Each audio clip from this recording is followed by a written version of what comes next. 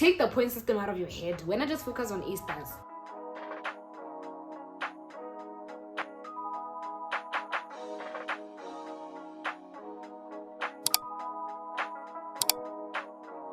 Oh, what it does, YouTube, and welcome back to yet another episode.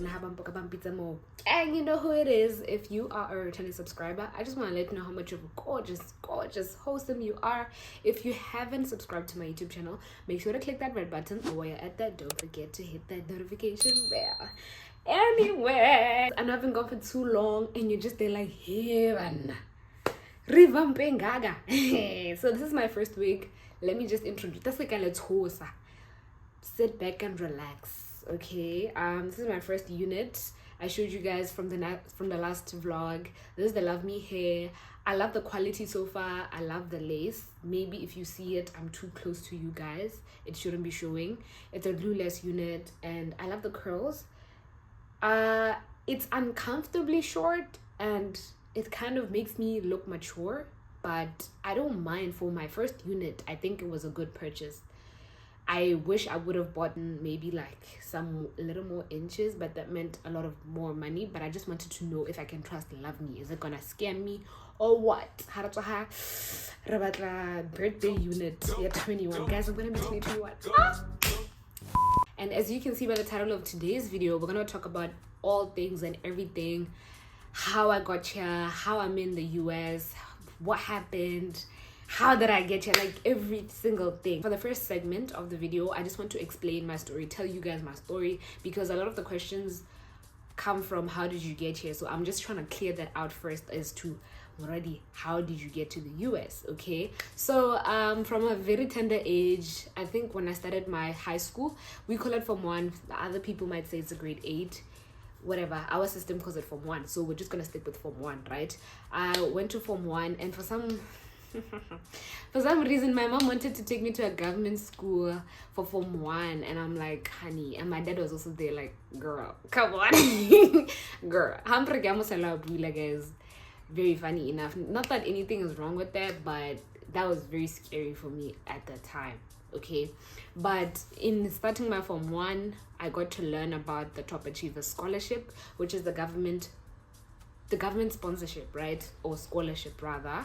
A scholarship whereby kids are sent to school abroad, and you can pick whichever school you want so long as you get the grades. And by the time that I was in Form 5, or I was going to be in Form 5, things had already changed from the requirements being 4 A-stars to now 6 A-stars. So I knew from Form 1, guys, that there's this scholarship. It's called the Top Achievers, and what I am required is to have 6 A-stars. At the time, I think they were still changing, or maybe from then it's always been a requirement that someone does Botswana, but I'm not too sure. I knew I needed to get 6 A-stars. I'm a Botswana, I'm a citizen, duh. I have to get the scholarship, and I have to do Setswana for me to get these scholarships. I wasn't too sure about the Setswana, but I had to do Setswana. That's what I think. That's what I thought. I think by now they don't require Setswana, because I know so many people on the scholarship that don't know Setswana. Some can't even speak Setswana. Let's not get up onto that, right? So I knew about the scholarship from Form 1, and then when I was in Form 1, I remember my friend Fatima Angamia, shout out, was so sad about being medical doctors. Like, guys, we were so sad. Like, I saw myself wearing that, the headsets. Girl, I don't know what it's called, but the thing that doctors check the heartbeat with, I don't know what it's called, stethoscope, I don't know, but I saw myself wearing the white coat, the white lab coat, and doctor, man, I saw myself in that profession for some odd reason, and I was already calculating how many years I'm going to spend in school, how many years it's going to take me for me to specialize. But wherever this is happening, this has to be overseas. Now that you're on TV. Now, speaking about travel, I wanted to tell you guys about a company called Prestige Careers, a message and transport business that offers travel and tours packages as well. If you were planning on doing something very exciting, very relaxing and exhilarating for Boipuso Bagago, you could head to Namibia, Swakopmund. I don't know if that's how you pronounce it, but Prestige Careers is a company that's offering packages for holidays. Book your ride, secure it now. It's a time for family, and you know that the border restrictions to Namibia are literally non-existent, because you just have to bring your omang if you are over the age of 16 to cross the border to Namibia. And it's time to have fun. It's a time to make content, and I feel like for desert weather, yes, Southern Africa, that's the perfect time to beat it before the sun gets too hot. Enjoy, relax with your family. I'll leave all the details down below. Prestige careers on time every time. So we did our research and we're like, no, if we look about this, by the time of this age, we'll be done with a medical school, and then we're going to be doctors. We need to start going for school holidays. We need to go do some shadowing of doctors in Marina and see what is what, because there's this guy that came to our school and talked about being a medical doctor. But then when I got to Form 2 and I started doing sciences, we were exposed to other subjects, which were accounting, business. It was business studies, not business. Business is the one I did at A-levels. It was business studies for Form 1, and then it turned into accounting at Form 2. I leaned more towards the accounting and business subjects because I felt like I resonated. Like, money is my language. You get what I mean? So, and more especially because of the teacher at the time. Shout out to Mr. Madzingira. He made me love accounting. I don't want to lie. I loved accounting from the time Mr. Madzingira taught me in Form 2. Okay, so he taught us accounting, and I started seeing myself in the business world. And given that my dad is also someone in my family that, you know, showed that business figure or leadership in business from my family, it made a lot more sense. Do you get what I mean? I looked up to my dad so much, so like I felt like, you know what, I get these genes from him. It made so much sense. I love them, and I'm like, I don't think I like sciences. And I know how people normally have a stereotype towards, you know, business subjects and science subjects, especially from the school that I went to. It's more of like business kids have it easy, but it's not necessarily the case. Do you get what I mean? I'd like to believe. But either way, that's when I was like, no more sciences. I want to focus on these subjects, which was business studies, accounting, and economics. I did IT, I did biology, I did English as a second language. I did, what else did I do? Setswana. I did Setswana. My 8th subject was something. I can't remember what my 8th subject was, but I did 8 subjects. That's what I remember. And maths, obviously, maths. I did extended maths. I loved maths. So given these subjects, I knew that I had to get 6 A stars. From this 8, by the time I got to Form 5, I needed to focus on 6. But as the years progressed of my high school, I noticed that, I heard rumors of the fact that, listen, in as much as we're going up, there are high chances of maybe the requirements becoming more than 6 A stars, because more and more people are, you know, admitted under the scholarship because of their excellent achievements. And private school kids in most cases get this opportunity, and they get it in like large numbers, because obviously when your parent is paying money for you to go there, you have no other choice but to pass. You get what I mean? There's that incentive that, hey, monaka, na after high school, school fees and get and the government has to pick you, like take you where you want to go. So I knew that, dude, I'm meant for bigger things, man. I always manifested it. I always saw my world. My heart saying, not to say going to UB is anything bad, but I always wanted to change my location as means of just seeing what the world has to offer me. You know, my world is my oyster. That's what I believe in, you know. So by the time Form 5 came in, I didn't want to focus on 6 because I thought maybe the requirements would change. So I'm like, for me to secure myself in this position, I remember telling Amo at some point that, girl, I don't want 6 A stars. I want to get like 8 A stars, okay?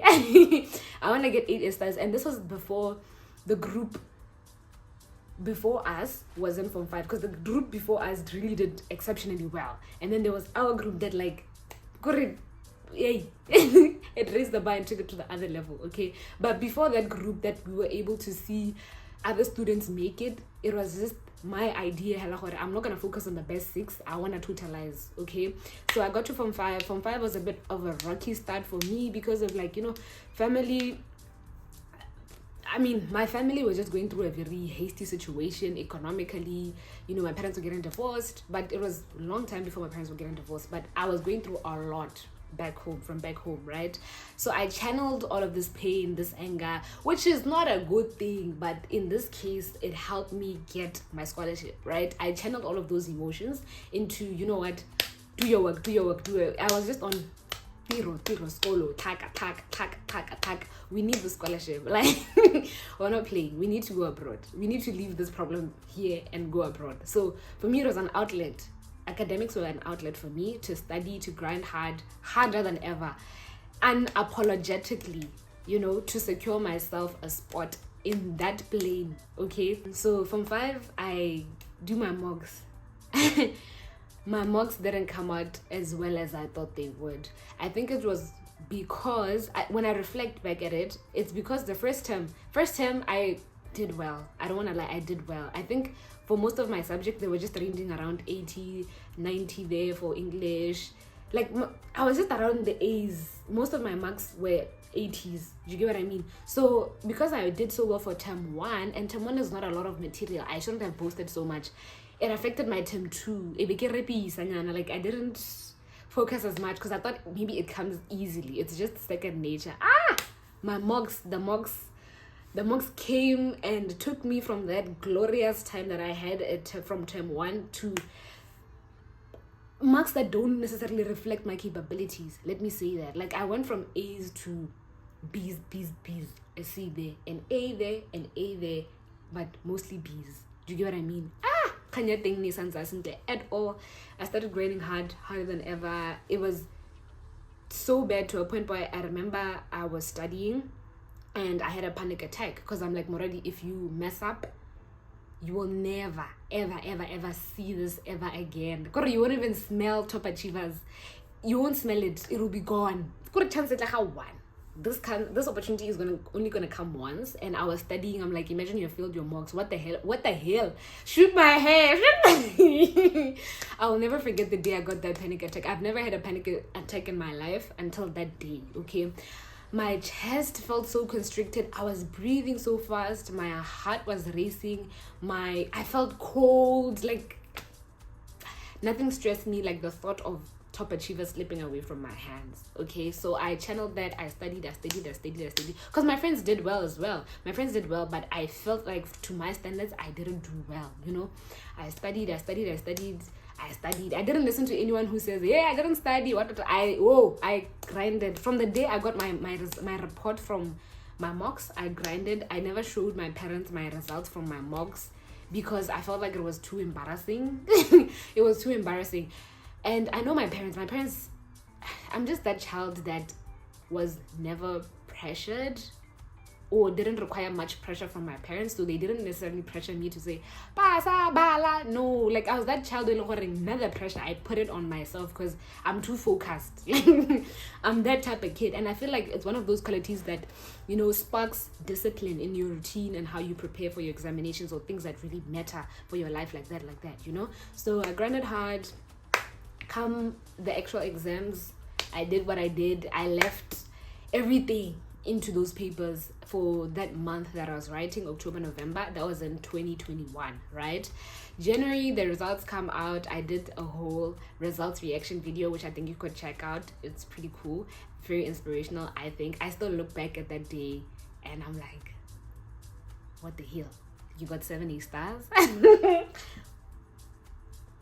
Come on, talk about beauty with brains. Like, come on. Hey guys, I was watching that video this morning and I'm still in awe of my prayers being answered. Like, God literally listened to me and he was with me that entire time. And I always say, guys, had it not been my parents' divorce, I don't think I would have gotten those marks. That thing rocked me so much, guys. I needed it.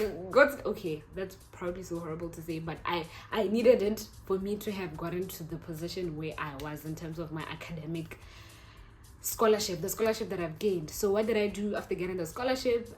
Because I wasn't too sure what course I wanted to do, I was literally contemplating actuarial science at some point, guys. But I felt like for me to have a better performance standing was if I did some pure maths from A levels, because I didn't do ed maths, I just did extended maths, and actuarial science is a big course. I didn't want to get in there and fumble the one opportunity that I had, and then me having to come back to Botswana because I FD'd for actuarial science. No. I didn't want that. So I'm like, okay, since you're not too sure what you want to do, let me start A levels, because I know very well if I stay home and say, let me start applying for schools when it was already too late, my parents are going to tell me to go to UB. And I saw it from my mom. My mom was like, no, just apply, just in case. I'm like, darling, I'm doing A levels. What do you mean I must apply to go to UB? I don't want to go to UB. Like, she wasn't seeing the vision. My mom wasn't seeing the vision, but I had to show her that this is possible, and my way is the only way that's gonna work right now for me. Okay, so I did my A levels. It was so hard because I didn't know what I'm gonna do. I still stuck to my business, economics, accounting. I did maths for years, so I knew that I was gonna fall. At least that's the nicest thing I liked about myself. At least I knew that I'm gravitating towards these, so I stick to these, right? I did these, and then I dropped maths at my A2 because maths was hard. Okay, maths was hard. At AS it was hard. I don't know if I should say I regret dropping it or not taking it up, because the A2 maths was mechanical. Yeah, it was mechanics. I don't even know what it was. I wasn't doing maths for A2, but it was mechanics, and I don't think it was anything related to my course right now. So I'm glad I didn't do it, right? So yeah, it was more of like engineering student based, if you get what I mean, right? So I did my statistics, and that's all I needed for my course right now, right? So I did those, and then as I am doing my A levels, I need to look for schools. So I knew that I didn't want to go to the UK. Guys, there are too many Botswana in the UK. I just felt like I wanted a place whereby it's a fresh start, plain field. No one knows me. I'm the one writing my story for myself. I wanted some form of diversity. I wanted a place that I know its curriculum or the way it does things does not remind me of anything from my previous school at all. Hence why I felt like the US was a good pick for me at the time, or even now. And also at some point I was a track star, guys. I'm a retired track star right now for very personal reasons, but I wanted things that covered these 4 things, you know, my track as well, a place where if I wanted to go elite with sports, the facilities that are the best of the best are easily found as compared to in Botswana. You get what I mean? Or in the UK. In the UK, when I did my research, for me to take my sports to an elite level, I'd have to kind of apply for another visa. If, let's say, maybe I don't come to the school as a student athlete and I just came there for study basis, I'd have to kind of, you know, find a way to go to the immigrations office and find out if I'm allowed to represent Botswana as an athlete when I'm still schooling in the UK. I don't know if you get what I mean, but for me to go to pro as an athlete, I'd have to go through some other application of a visa. You get what I mean? And I'm like, too restrictive for my liking. It's reminding me of my old school, and I don't want that. Let's go to the US. So that's what brought me to the US. So the application process to the US is that you go through this platform that's called the Common App. When you search it on the browser, it should show up. I'll leave some visuals as well. It should show up. You make an account there, you register, and through this portal you apply to different mini schools. So it's kind of like a central place where it applies for you. You don't necessarily go directly to the school. In most cases, US schools, they use the Common App. They use is it College Board? No, College Board is for if you want to do your SATs, sorry. And then there's another one, there's another app, but there these 2 apps, and I think other apps, it depends on the requirements of your school. Your school will tell you on its website where they want you to send in your application. You listen to it. I discovered so many schools, man. I think I applied to 5 schools in the US, and I didn't apply to anywhere else because I didn't want to go anywhere else. I didn't want to go to Australia. I felt like Australia, in a little Botswana, man. Like, it's in the southern hemisphere. I'm not going too far from home. I wanted something that was completely different. Like different, but still met my standards of the person I am, or some alignment of a place that, an environment that accommodates my personality, my character, my emotional intelligence, my intelligence for what it is, my academic, my sports. I wanted a place that takes me for who I am, right? So yeah, fast forward to my applications. I applied to 5 schools or 6, and I remember I had to ask my dad to apply for money, registration money for all of these schools. I think my dad popped up about like 7K, because I know my sister was going my younger brother was going for a school trip, so my mom was covering the school trip, my dad was covering my my application fees, right? So I think we spent about 7K. Yeah, they vary. Some schools is gonna be 1.5, the others is gonna be this, the others is gonna be this. I feel like I rushed too much to that point, but I think I'll make another video explaining everything, or your questions will answer some of the other things. I don't want to take too long on the story, right? And then yeah, I applied to 5 schools. I think 2 denied me and then 3 accepted me, right? But it just so happened that Bentley was the first one to say that, hey, come here, we want you. But since I don't know what I applied, I think I applied for the January intake, the spring one, because I just wanted a breather. I wanted a gap year, but I wanted to do it in a way that gives my mom assurance to say, hey, listen, in as much as I'm taking this gap year, I'm going to school. The acceptance letter is right here. DTEF has said this. I'm going, right? So as I did my A-levels, that was a grant. According to the letter that I read, I was accepted for with DTEF. DTEF is the scholarship, right? The government scholarship. So it was a grant from university going there. It's more of a loan. It's on you. No, it's a loan. Hey, I'll explain that on another segment, okay? But yeah, I got accepted to Bentley. They gave me an acceptance letter. What do? I go to DTEF and tell them that, hey, this is the school that said that I should come. This is how much the security deposit is. I think it was $1,000, $500 for just security, and then the other $500 was for housing, and it was due on the 1st of May. So I had to be in contact with the DTEF officers, which did take some time. So I had to ask for an extension so that it'll be on the 15th, because they were mailing a check to them, and it took some time. It was just a whole lot happening there. But thank God, in as much as that particular time was so nerve-wracking of going back and forth the DTEF officers, I managed to do everything on time. Everything happened so towards the end, everything just happened so effortlessly. It was as if someone told them, guys, this girl is going through the most. She just lost her dad. So just take it easy on her, please. Do everything on time. Don't stress her out. Towards the end, it was giving God's timing, because everything happened so effortlessly. Do you get what I mean? But yeah, that's my story. That's how I got to the US. It was literally a dream from when I was 13, 12. Was I 12? When I was 13, that I'm gonna go overseas one day, and this is me now. I'm in the US, and I hope that inspires you. But yes, first things first, let's get to the questions. Someone says, I'm curious about how you got there. I got here on a government scholarship, the Top Achiever Scholarship specifically.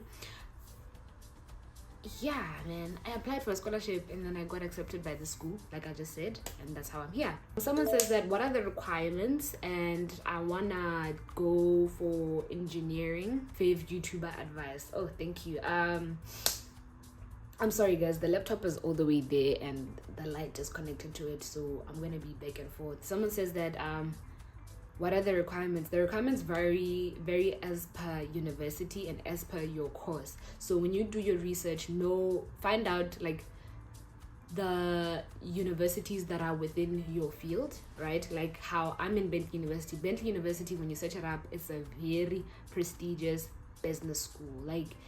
It's the best of the best, highly top ranked business school, right? So that's what brought me here, right? And then within looking at Bentley, I searched that, okay, what are the courses that I'd like to do that it offers, So I looked for a course, and then within the course it told me the requirements as to how much do they want, what do they this, what do they that.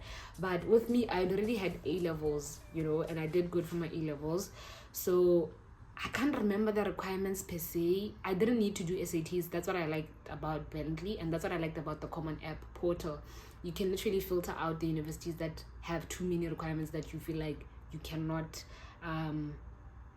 or maybe you can't afford to do. Stuff like IELTS, the IELTS or English proficiency examinations. There are some schools that want you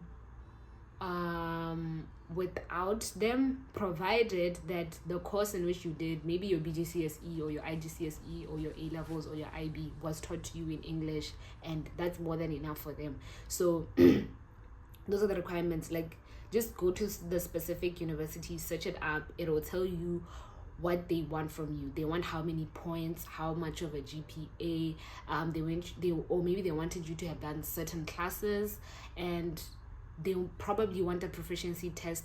For the UK, I know they want you to have done the IELTS, right? In the US, it depends on where you're looking.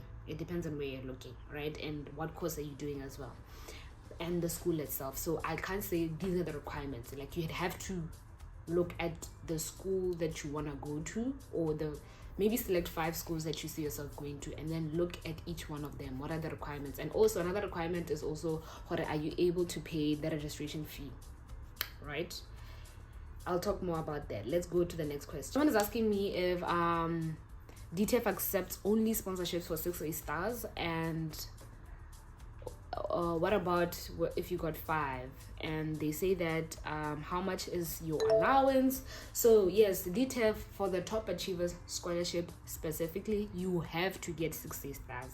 So if you're in form 5, or you're writing your mocks, or you're in form 4, or you're in form 3, and you're watching this, or you know someone that's in high school right now that is watching, that you may know, please tell them to study hard, and to study hard now, from as soon as now.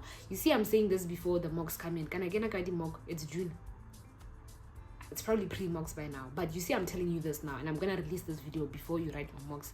Study hard from now. Study efficiently. Study productively. I've made a video about this a long time ago. I'll probably make an updated version, but honestly, go to Princess's profile. I feel like she leaves everything, and I think not honemo. She lives everything attended. Study what. Just listen to Princess. She can advise you on that, okay? But you are required to have 6 stars for the Top Achiever Scholarship. That's the one that takes you abroad, and you can go as far as your PhD level if you're on the Top Achiever Scholarship. So it's 6 stars specifically for IGCSE, but you don't make it at form 5. But if your parents have the money, you can try again for the Top Achiever Scholarship at AS level, right? AS level is the first part of A levels. A levels is a 2-year course. It's AS level and then A levels, which is A2, right? So people say A1. It's not A1, it's AS level, right? AS level, the requirements are for you to get 4 A's, which is very steep compared to 6 stars, guys. 4 A's is crazy. You have to be smart. You have to not have a life. You have to have pimples on your face. You can't be doing your nails looking up to date. Or what's that 4 A's? Guys, I'm sorry. You have to be a zombie for you to get 4 A's, okay? Let's say you don't make it at AS for you to get the 4 A's so that you can get the Top Achiever Scholarship. There's second chance that they give you, which is at A2. You have to get, I remember very well, the requirements were 2 A stars, and the requirements are 2 A stars. Then I think the rest can be A's or B's, whatever. But then they just want 2 A stars from you, and then they can sponsor you just like a Top Achiever student did in their form 5. If you got 5 A stars, I don't think you are applicable for the Top Achiever Scholarship. Tota ina requirement and 6 A stars, and it's always been like that. It went from 4 A stars to now 6 A stars. It's like standard procedure. If you don't make it at 5 A stars, you can get a scholarship, but it would be for the local. It would be for locally. Yeah, you can go to BAC. You can go to Boost. Baisaho, UB, Medicolo, you can go locally, right? Unless maybe you get a scholarship from outside, or schools outside, or the schools themselves give you that scholarship. That's when you can do it, right? But yeah, to answer your question, it's only 6 A stars, 5 A stars. You can't go abroad unless maybe you white pandela, which is not the government scholarship. And how much is my allowance? I don't think it's appropriate for me to say how much my allowance is. Like, what if my mom was watching this and then she thinks I have money? Or what if my siblings are watching this and they're like, when in actual fact is not the case. I feel like, okay, I'll give you a rough idea though of how much my allowance is. I feel like what 2.5 is back in Botswana for a student, I feel like it's a 2.5 to us. It feels like 2.5. Yeah. I mean, given the standard of living here and how much food costs, how much this costs, things are expensive here. Things are done different. You have to pay a phone bill. My phone bill is like $60. So you can imagine what my expenses look like. You know, you have to pay your phone bill. Paying your phone bill is like paying, I don't know. It's like paying for Wi-Fi or for meat. It's a requirement. It's standard procedure. And Dilonyana, but I live on campus, so it's not that bad. A stipend outside campus, off campus, I think it would feel like maybe 10,000 pula. Yeah, but remember how the rent is expensive, so in as much as it would feel like 10,000 pula to a regular Motswana, maybe your rent is going to be 5,000 pula, and also like a half. You have to know how you're going to get to campus. You have to know what you're going to eat, and eating sometimes could cost like 2,000 pula of that money, or even more. Yeah, it could cost 2,000 pula or even more. And like I'm saying, your phone bill, and all like toiletries, all these other expenses, they are covered within compared to if you were an on-campus student and trying to save up. You get what I mean? Is it possible to get the scholarship after rewriting? No, it's not. You can only get the scholarship after one sitting. If you resit, no, it doesn't work the same. It doesn't. I don't know what you'd have to do, but no. I remember very well, you have to have sat once for that examination for you to get it. If you resit, they can only give you the scholarship from DTEF, but yeah, locally, right? How many points is required? Darling, it's not about the points. They want the A-stars. The points. And that's what I liked about my school. Okay, my school that I used to go to, we never knew the point system until other students from other schools would tell us what a point system. Even our teachers, I don't think they know how to calculate points, because our grading system is according to A-stars. The first question that you ask from 5, how many A-stars did you get? That's the ranking system. Like, that's how we measure you. That's how we measure intelligence or rank. It's not about points. We don't use the point system. Take the point system out of your head. We're not just focus on A-stars. Okay? I think that we should make it the new norm. For all of us to progress here, ask Karabu get the points. How many A-stars did you get? Yeah. Points, it's not about points. I think there is a one though. Allegedly, Botswana used to have one, yeah.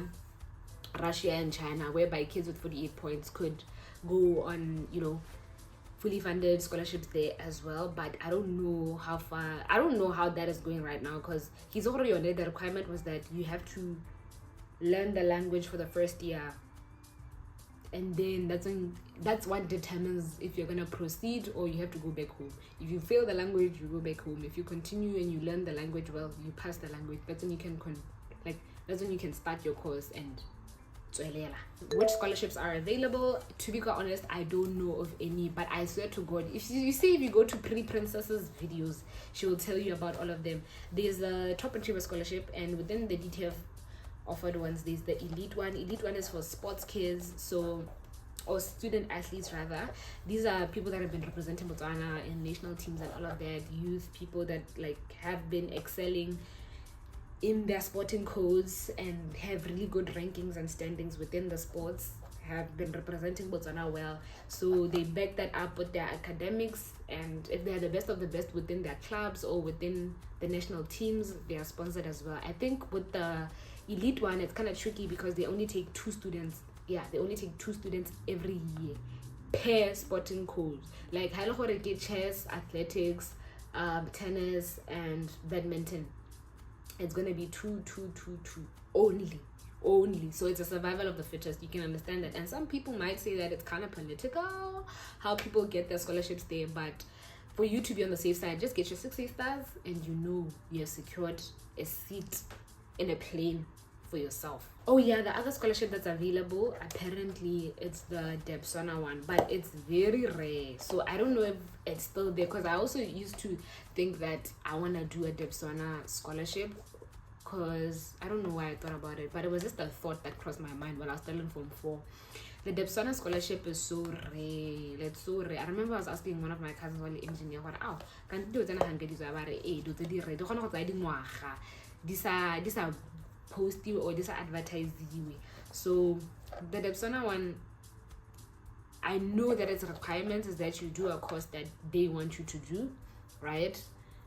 If I'm not lying, but I think I'm very IQ spot on this one. They kind of like want people that are doing this specific course, and in most cases those courses are science related or STEM related, because so it has to be something along the lines, the geographies, the science stuff. I don't like sciences, so I don't even know the terminology. But other than that, other scholarships you could get, I think it's through agents. I know that my friend used to go through an agent that helps people, you know, that try to go abroad even though they didn't get the scholarship. Maybe their parents are able to help with the scholarship so that the kids can go abroad. But the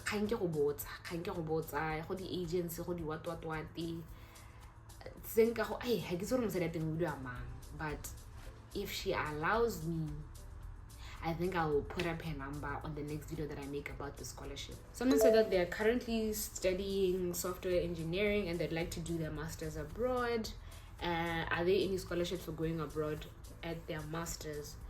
Hey, I'm not sure. I don't want to lie to you. I don't know. But I know most people do try their luck and go there for masters. I feel like it's always easier for you to come to these schools and apply for masters rather than it is for your undergrad. So you'd have to maybe look at the postings the DTEF on their Facebook page towards this time. It's normally just end of June, somewhere there, and see if they do have those spots for people that they want to send abroad or to specific countries. Sometimes it's high level masters, but Malaysia, China, or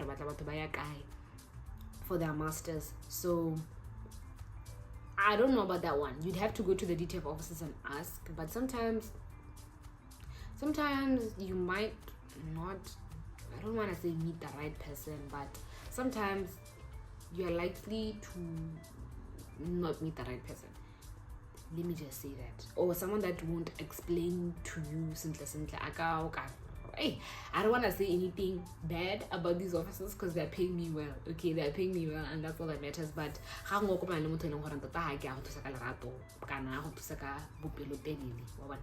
so rather you ask a variety of people. Like, come in the morning, come later, come the next day, ask different people. If you see the same face, you go and ask another person about that scholarship, or ask connections, network with people. These people that work at these offices, please make sure that you know someone that can help you in terms of how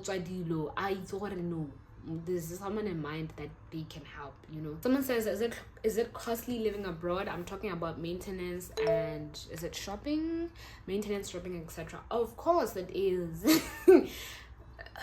Guys, the other day I went to actually not the other day, Mahabani, I went for an orthodontic appointment because I want to get my teeth. I don't like them.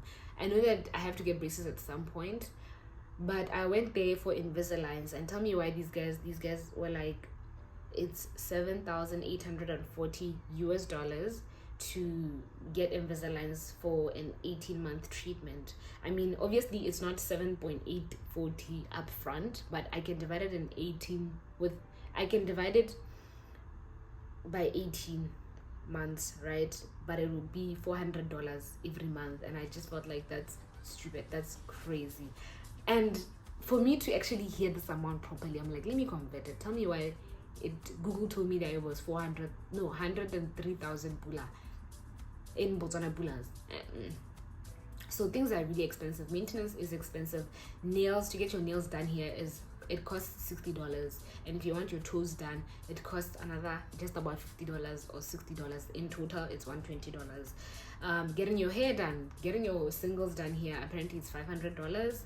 So for a girl, maintenance in that term, it's expensive. Your toiletries are not gonna cost the same, but hey, listen, that's hence why the government kind of gives us enough money so we can live by, because they do know the living standards of these places. And as much as Madi Khaisa we had a stipend from 2014, it kind of is good, but they're trying to fight for us to be increased as per inflation.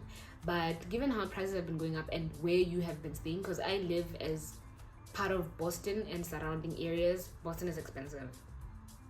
It's a really cool city amongst the New Yorks and the LAs and whatnot. So it's expensive, but you always earn something that can live by or provide you with more. You can shop, you can get the things you like, but you just gotta be smart about it or earn money. How did you figure out which course you wanted to do? Did someone help you, figure that out? No, no one helped me. I mean, I did ask for help, but I felt like I was selfish about that one. I didn't want anyone to tell me what to do, and thank God I have parents that allowed me to do whatever the heck I wanted to do. I think it also comes with being a first gen. I'm the first person to go to university from my nuclear family, so it gave me some grace for, hey man, we trust you, you've got it under control. And just being a responsible child just gave my parents the go ahead to say that, hey man, she's old enough, she knows what she wants to do. I know that my mom at some point wanted to pressure me to do actual science, but I'm like, girl, nah, I ain't trying to FD when I get to university. And not for or anything, but I felt like I'm glad I didn't take actual science, because it's nothing related to something I would like, you know what I mean? So I found my course because listen, here's the thing, on the DTEF website they were telling us for you to go abroad, you have to choose these other specific courses that there was a list of courses that they were like, for you to go abroad you have to do them, and if you want to do them, if they are not in the list, you have to do them home, because they are offered home. So within the business category, there were only 3 courses there. It was econometrics, it was financial engineering, and it was chartered financial analysis. So I was working from these 3 things because I'm like, not that I just want to increase my chances of getting on that flight. Even though I do have the scholarship and I'm doing my A-levels right now, I felt like imagine like accounting, make it accounting it then go BAC. And that all of a sudden kind of ruined my chances of my possibilities of going abroad, because accounting it then will be easy. So I tried to look for a course that I know it's not in Botswana, and I know that it's not basic, it's something that can be challenging, something that really does cover in depth and in concentration of all 3 of the courses that I did for my A-levels, which is economics, accounting, and business. I didn't want something that's like accounting based. I know that I did accounting, but I didn't want something that's predominantly accounting. I didn't want anything that's predominantly business, like business administration. So I did a course that was not in Botswana yet. It's not it's a form of finance, but it's not the one that's there in Botswana, or it's not common. Do you get what I mean? It's only offered in Bentley University, period. I don't know which other university offers my course, but it's not very common. That's what I know. That's what I know.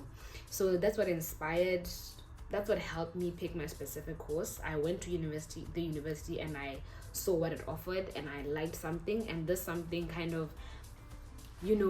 it kind of helps or gives into the chartered financial analysis that I wanted to do, because I thought CFA, chartered financial analysis, is the OG CFA, right? I thought that maybe it's something that can be done at undergraduation level, and at undergrad level, because of how I saw it in that particular list from the DTEF website. So in failing to see I can't do CFA, I was like, I want something that I know can boost me or can better help me be ready and be prepared for this very vigorous CFA that I want to do, right?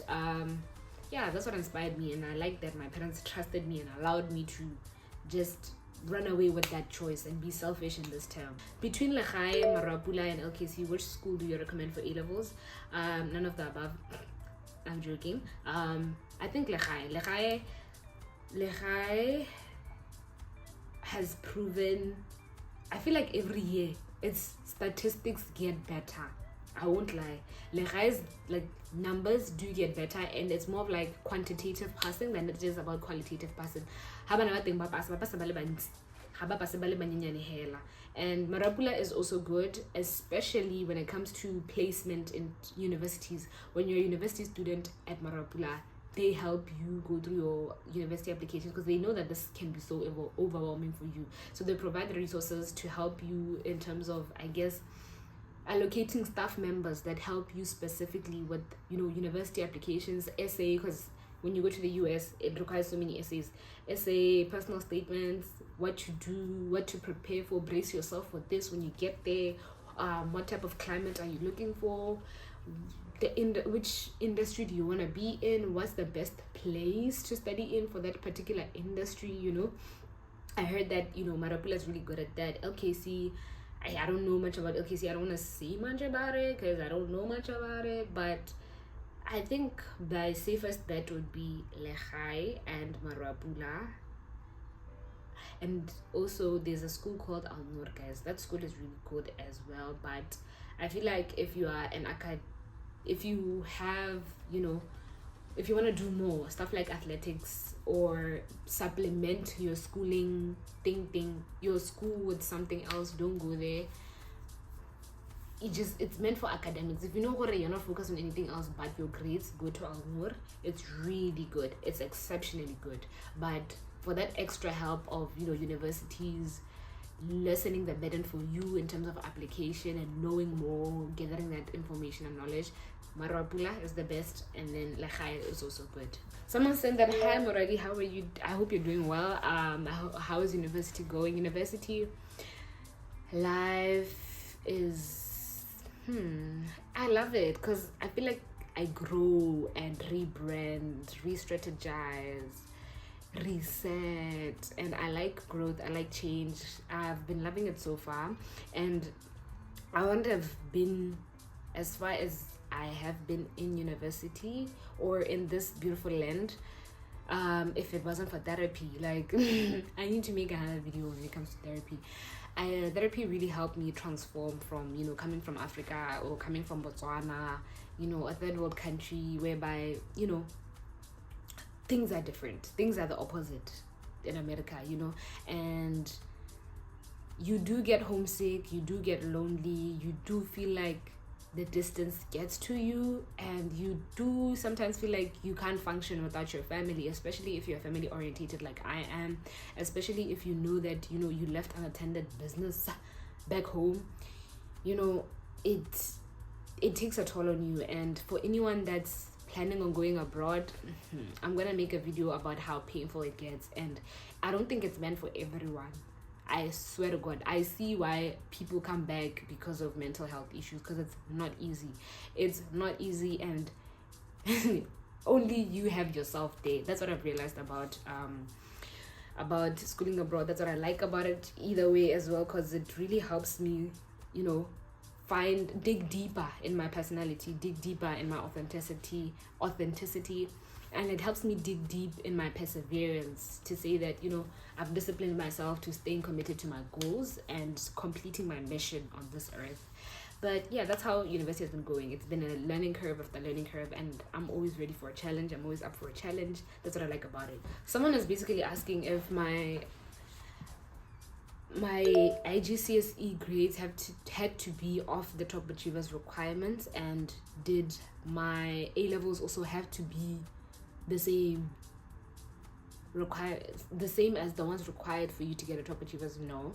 Once you get the top achievers, just pass. Like, there's more security once you have that letter to say that you're gonna be sponsored by the government, and it's stamped to say that, let's say from the DTEF, they're gonna be sponsoring you. You don't necessarily, I didn't say fail, I didn't say also the bar. Remember that you have to submit your marks to these people almost every semester, I think. But with A-levels, it's like you have to submit your grades after the program. Yes, because they sponsor you for the whole 2 years. You have to submit your grades, right? anything you do, you have to submit your grades. So don't get grades that don't reflect the top achiever. I beg of you, I beg. Don't just think of yourself as a top achiever, and you have to maintain that standard. But once you have gotten that top achiever scholarship at A levels, you got your at IG, that's your 6A stars, or BG. If you got your 6A stars at BG or IG, come A levels, it's not like you're gonna apply again. You already have it, but just maintain good grades. That's what I recommend. Good grades that you know can get you to a next university, and to a prestigious university, a university you want, even an Ivy League. Like, dream big about it, but know that you have to supplement. You have to back it up with something. And 6A stars is not the pinnacle of life. 6A stars doesn't mean anything. You cross that bridge. You got your 6A stars. Good for you. Mwah. We love it for you. Good hard work, but you have to raise the bar. Keep on raising the bar. Keep on raising the bar. Keep on raising the bar, and make sure that you get your grades get you the places, get you to the prestigious places that you really want to be in. Guys, my laptop just died. I think that'll be the end of this part. I'll definitely answer more questions for the next video. This video has been too long. I think it's been an hour by now. But thank you for listening to me today.